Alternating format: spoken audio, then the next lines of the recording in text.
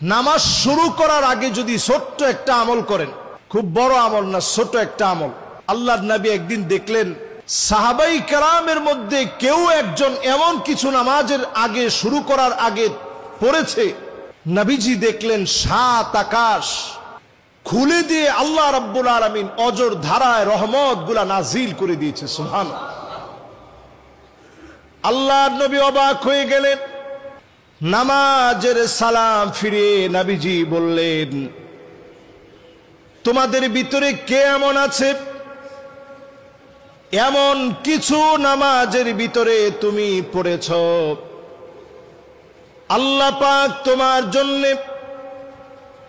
7 আকাশের দ্বার খুলে অজর ধারায় রহমত নাজিল করে দিয়েছে? কেউ হাত তুলে না। একজন সাহাবী হাত তুললেন, ওগো নবীজি,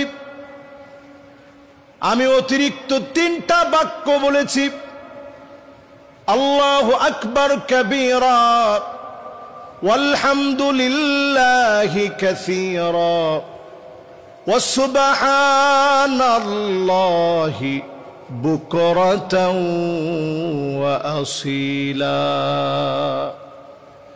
আল্লাহু আকবার কাবীরা ওয়ালহামদুলিল্লাহি কাসীরা ওয়া সুবহানাল্লাহি বুকরাতাও ওয়া আসীলা। এই 3টা বাক্য বলেছি।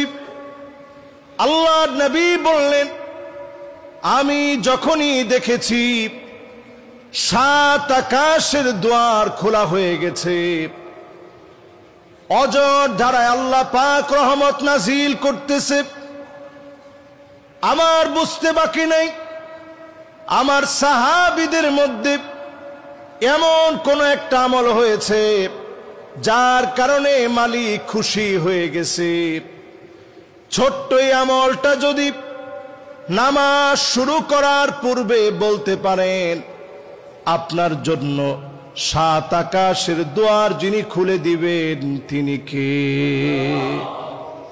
কখন পড়বেন? নামাজ শুরু করার আগে।